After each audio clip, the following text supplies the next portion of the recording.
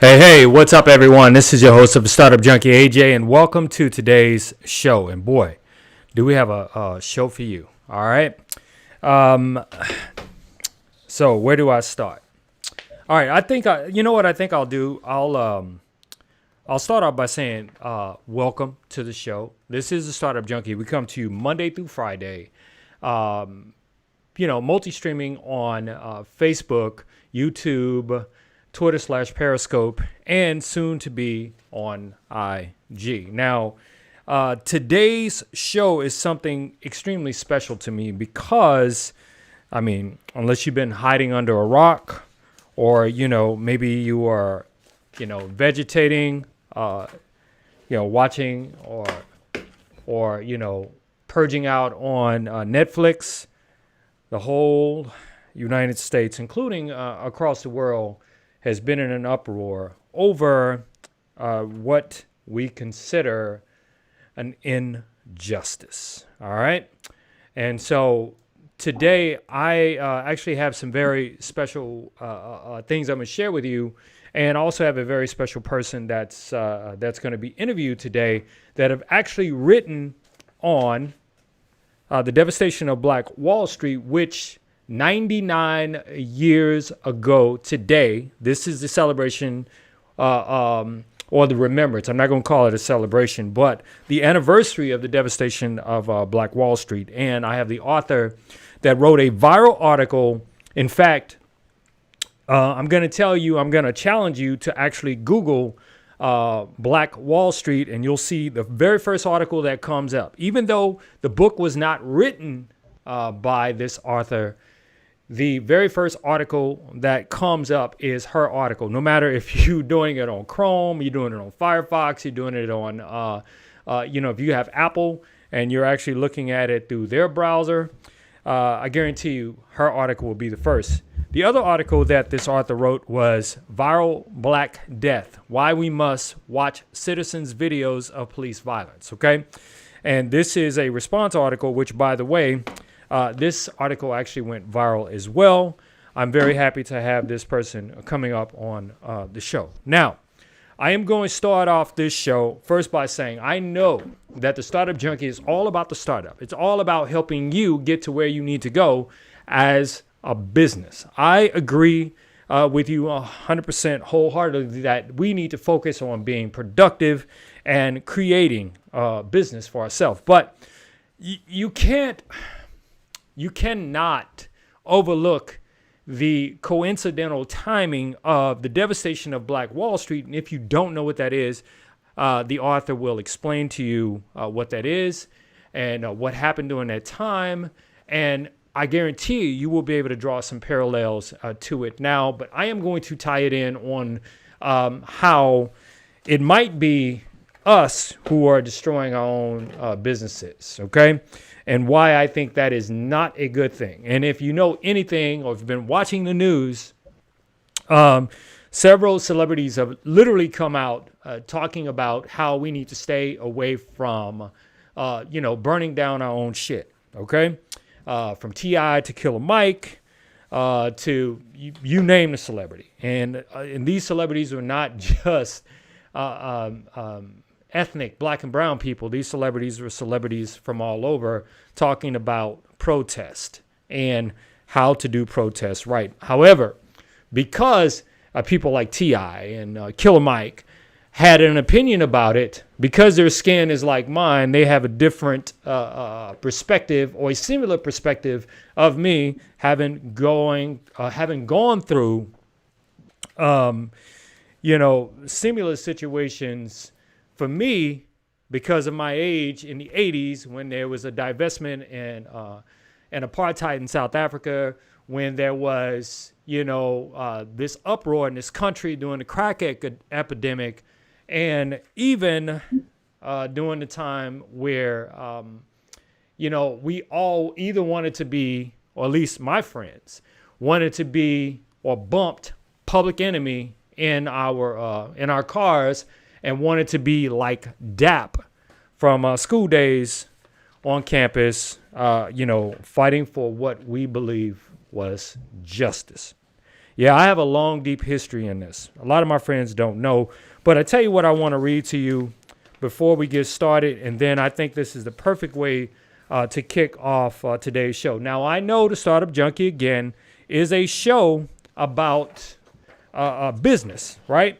However, you literally have to have a business to go back to if we're going to talk about growth, revenue streams, and all things business. All right. So let me read this to you. It's time to stand. It's time to stand together in unity. Because if not, we're all soon to be self-destroyed, unemployed. The rat race will be lost without a trace or a clue. But what to do is to stop the violence and kick the science down the road that we call eternity, where knowledge is formed and we learn to be self-sufficient, independent. To teach the each is what rap intended, but society wants to invade. So do not walk the path that they laid. And yes, if any of you out there are 80s babies, you absolutely 100% know that's Boogie Down Productions. That's their song, Self-Destruction, where KRS-One of Boogie Down Productions basically got a conglomerate of people who were all self-aware, all pro-black, and all anti-violence, okay? And so for me, this just that line from the song, Self-Destruction, you know, I think it was like may have been 95, or I can't remember the year it was actually written, but I will say this. When you have the National Security Advisor to the current administration saying, I do not recognize any systemic racism, then, ladies and gentlemen, we have a problem, okay? We have a problem, and that problem is America's problem, and that problem has spilled into the streets in many cities across this great nation. And by the way, this nation has been great long before MAGA, and that's not a right wing, that's not a left wing, that's a straight down the line fact. You know why? Because many of us who complain about racism, which it does exist, and I am a living witness and proof and a recipient of racist things and discrimination, it does exist, but it does not mean that we do not have an opportunity to do something better and to change the system within. Okay, I see several people are chiming in. I got people chiming in. I got people chiming out. And I know I'm going to piss some people off today. Some people might call me an Uncle Tom, like many people may have gotten upset with, say, Killer Mike and T.I. on Twitter by saying, why are you saying this? I'm just saying that, young people, I was that guy with the bullhorn. I was DAP in college, who had to eventually go back to college later in life because I literally got kicked out, okay? I was that guy who, when Jesse Jackson Jr. Came to our campus, I was that guy interrupting his speech. I was that guy saying, what in the shit that you're saying about GE divesting in South Africa, GE creating new business has anything to do with divestment in South Africa. I was that guy. I was that guy with the bullhorn. I was that guy. But I also know how peaceful protests can actually turn real bad real quickly and have, substantial consequences to come. So I am going to say to you, before I bring the author on of Devastation of Black Wall Street, and why we should watch viral videos. Black Death viral videos. I may be wrong on the title, but I just want to say, I'm going to say to you, burning down your own community or burning down businesses is not the way to go. Because I'm just going to put it out there, all right? But I'm going to hold it. I'm going to tell you what I'm going to say about it, and I'm going to give you my analysis about it once I bring on the author, and I'm going to ask the author, a little bit about, about her works and why Devastation of Black Wall Street, why she wrote that article, which again, that article went viral. I challenge you just to Google Black Wall Street and JSTOR Daily article will come up, the Devastation of Black Wall Street. It'll be number one trending. All right. Number one at the top of the list. All right. So anyway, without further ado, I like to before I bring this person on, let me just say this. I started thinking to myself, okay? I'm like, who can I interview that will have a perspective, but not from the perspective of being black/brown, but have an academic perspective, have a historical perspective, and have a socioeconomic perspective on this. And I'm going to tie in what this person says, guaranteed to business, and how it can affect your daily life, primarily to young people. All right. So with that said, this person has been interviewed all across the United States. This person's books are all around the world.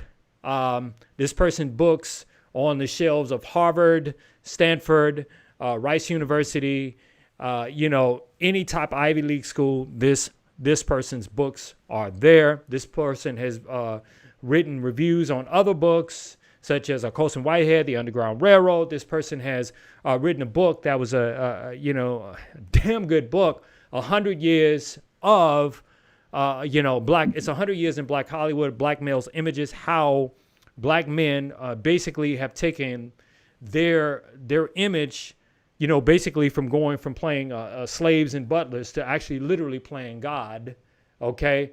How they've taken agency over their own in superheroes and how they've taken agency over their own image and have become powerful in Hollywood. And I like to bring that person on right now. That person is Author Kimberly Fain. How you doing, Author Kimberly Fain? Hi, how's it going? Pretty good. Now, in full disclosure, this author, because I was thinking about who can I bring, but then I started thinking about, well, I'm always getting calls from different people or email from different people. Hey, can we interview Author Kimberly Fain? Because I'm gonna let her tell it. But anyway, this person is my wife. Okay. I'm just letting you know. And again, this is no nepotism, no favoritism, or whatever word you want to use for selecting Author Kimberly Fain to be on the Startup Junkie today. All you have to do is Google Black Wall Street, and her article will show up number one at the top of the list, JSTOR Daily. So how are you doing, Author Kimberly Fain? I'm doing well. All right. So don't get nervous. All right. Because, I give you a hard time all the time. You have to cross-examining questions and stuff like that. So, but my question to you is, for those people who don't know about Black Wall Street or the devastation thereof, kind of give them some context. So what is the devastation of Black Wall Street? What is that article all about? Tell us, give us some context, please. Go ahead. Okay, so in 1921, you basically had what they refer to as a riot, was really a massacre. In 1921, like I said, in Tulsa, Oklahoma, basically a report came out that supposedly a Black man had raped a white woman, and it had not occurred. What ended up resulting is when they arrested him, people convened on the courthouse, basically prepared to try to lynch him, white people, mostly white men. And you also had some Blacks that responded because they had experience, and they came as well prepared for the situation. However, they were outnumbered. So they retreated, they went back into their neighborhood, and we know segregation was definitely in full effect in 1921. And the area was called Greenwood District, but it was nicknamed Black Wall Street because of the success of the community. And so when they got there, they basically burned things down. You ended up with 300 people dead, people injured, city blocks went up in flames. But the way the newspaper reported it, they made it sound like blacks had burnt down their own community. That's not what occurred in this situation. And you have witnesses that documented at the time what had really happened. And of course, the police response was not appropriate for what actually happened. No whites were arrested, but many blacks were temporarily detained and kept isolated from everyone, even though in most cases they were defending themselves. So from my understanding, at least 9,000 people became homeless because of this incident. Basically, this was a pretty much a modern day massacre, right? And so this place in Oklahoma, what they consider Black Wall Street, was really a modern, majestic, sophisticated, and this is according to your writing, an unapologetically black, community-based business, kind of like cluster of banks, hotels, cafes, clothiers, movie theaters, contemporary homes, and not to mention luxuries such as indoor plumbing, inside of schools, which at that time was really, truly a luxury, right? But can you said that there were over 300 deaths. Can you talk a little bit more about, who participated besides, the obvious? Who else participated in this massacre? Well, the thing is that you have the everyday white citizens that thought it was their duty put African Americans at that time, they would have said the word black or Negro, but to put them in their place. And so you had everyday white citizens, and then you had black people as well because they were cornered in their neighborhood. But then you also have the KKK. And it was even recommended by some that that's who needed to come in and regulate. So you have everyday citizens that are white, then you have your KKK as well, and then you have law enforcement participating in it, and some believe that the military was involved as well. All of those parties on that end, white. So you have the force of the state against a small community of people. And again, like I said, because of segregation, they're basically cornered in this neighborhood with no support, no escape, no one to help them. And again, it was over a false report. The incident didn't even occur, but the motivation behind it, and I think that is very important, and I mentioned in my article, is they wanted that land and they wanted to build through it. So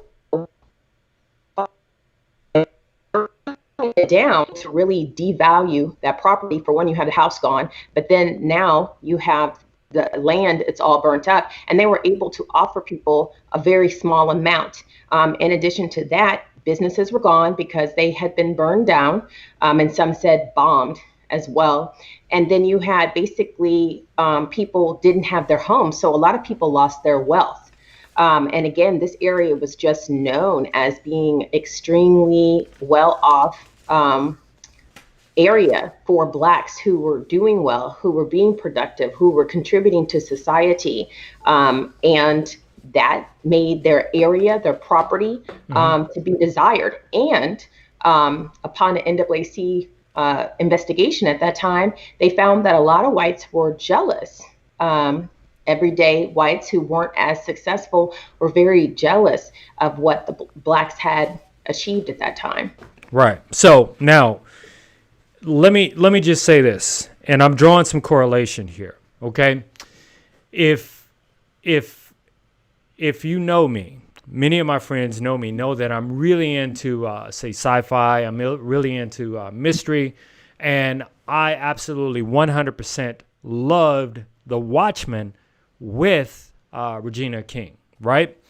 And that was on HBO. Now, the thing about the show, the whole base of the show shows literally the devastation of Black Wall Street. And there was a unique response from many people on Twitter who literally thought that how could they show something like this on television? But the ironic thing is they did not know that this was a real thing, that this thing did happen. So it's one of the bloodiest massacres in the history of our nation. Would you agree? Oh, definitely. Definitely. Right. Now, I don't mean to shift focus here, but because of what's going on in right now in this country and literally all over the world, because of the passing or the murder, as many people would say, of George Floyd, you wrote another article that it's called Viral Black Deaths: Why We Must Watch Citizen Videos of Police Violence. Now, because you wrote that, I find it interesting that it was a video that literally has triggered this chain reaction for change. Can you tell us a little bit about that article, what sparked that article, and how it came about? So can you just share that with us? Okay, well, at the time that I wrote The Viral Black Death, I was actually responding to another author who wrote a great article, and they were debating the ethics behind these videos in terms of should we be watching them. And they didn't use this word trauma porn, but I'm starting to hear that word used a lot, where it becomes a situation where people are not really watching it because they are concerned about the community, but they're watching it because they want to see or they enjoy seeing Black and brown people being oppressed and being in a powerless position. So I argued that as part of the civil rights movement, it was because of the photos of Emmett Till. Mamie Till said, "Let them see what they did to my baby." It was featured in Jet magazine. And because of the horror of that photo, it really helped spark and move change. So that people could see what was really going on. So you do have a segment of people, and I mentioned that, you have a segment of people who are non-Black, who are interested in being engaged in anti-racism. And when they see these videos, it compels them to see the truth of what Black people are talking about. And I know we all say, hey, why should you have to see a video? I've been telling you what's been going on for hundreds of years. Unfortunately, that is sad. But it's a good thing that we did see the video of what happened to Mr. Floyd, because if we had not seen that video, you would have people distorting and saying that it didn't even happen. Right. So for one, videos help keep police accountable. Right. So let me. And it also. No, I don't mean to cut you off, but I want to go on the record by saying, just because you're a policeman, or just because you're Black, or just because you're brown, you're not monolithic, okay? Not all policemen are bad. Not all Blacks or brown people are criminals or up to no good. I think that if you take that perspective, then you will actually end up doing an in-service. You will be doing yourself. You will be doing yourself an insert. What do you call that? You'll be doing yourself a disservice. Okay, I would say in service, a disservice by thinking that way, to thinking that everyone is monolithic, thinking that everyone falls into the stereotypes. And America's biggest problem, at least in my opinion, is the fact that institutionalized racism is being taught to us and has been taught to us on a daily basis. Because when you think about it, think about what we've been taught in school. Primarily when it came to Black history, it's the whole slavery thing, right? Primarily when it comes to the history of greatness, a lot of inventions or things that Black and brown people have created has been left out. And you notice that I purposely say Black and brown because I want my brothers to know, who may not be considered African American but of the darker skin, that we're all in this together. So no matter how you look at it. And then because you brought the thing up about videos, and had it not been videoed, I think it's important to mention that had it not been videoed from different angles, we wouldn't know, the full truth. You know what I mean?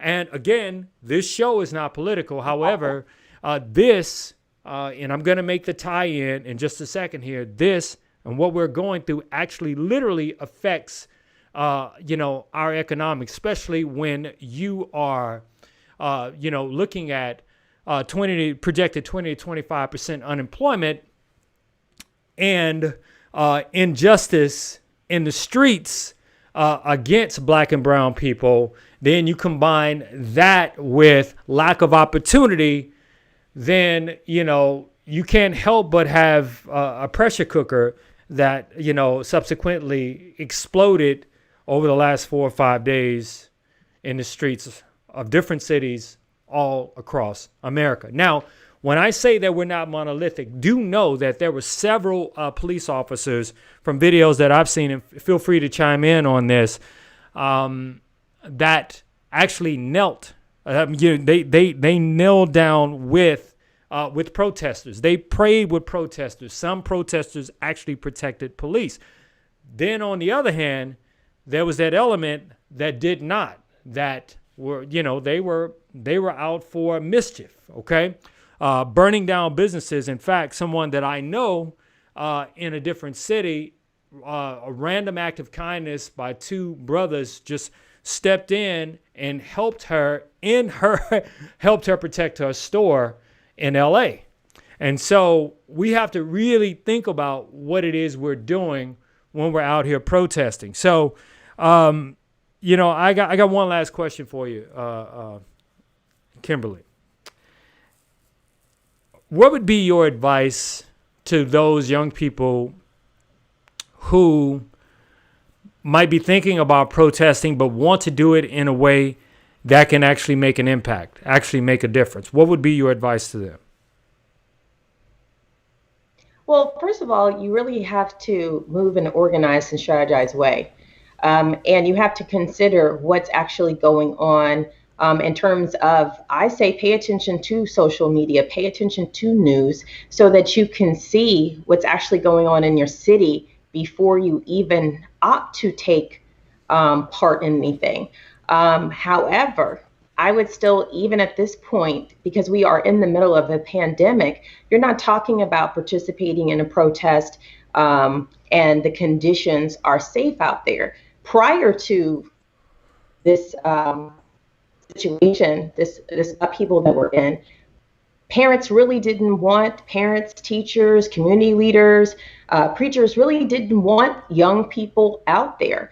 People need to remember that Blacks and Hispanics are disproportionately affected by this pandemic. So you just have that element. So at this time, I would advise most young people really to stay current, to know what's going on, to stay aware, and to strategize behind the scenes. At this point, I don't really think it is safe to be out there. Now, don't get me wrong. I know in some cities things have been peaceful. And then I'm also aware that there are certain times that things are peaceful, meaning that during the day, it has been mentioned a lot that things are more peaceful during the day. Right. However, again, because you don't know, because there's lots of footage of people just grocery shopping or walking home and getting injured by rubber bullets, getting injured by tear gas. It just seems that at this time, there's a lot of people participating, and this is not the time to, I think, venture into your first protest, personally. Oh, okay. Well, hey, look. I mean, I'm sorry, maybe I shouldn't say that, but I just want to say that I'm speaking as a parent, I'm speaking as an attorney, and I'm speaking as a teacher and a writer that knows the history and knows that what can happen. What people need to be aware of is that when they talk about martial law and they're talking about bringing the National Guard, if you look at history, that's when things are really going to get dangerous for well-intentioned people who are really trying to do something good. So there's many ways to strategize. There's many ways to participate and engage in anti-racism activity.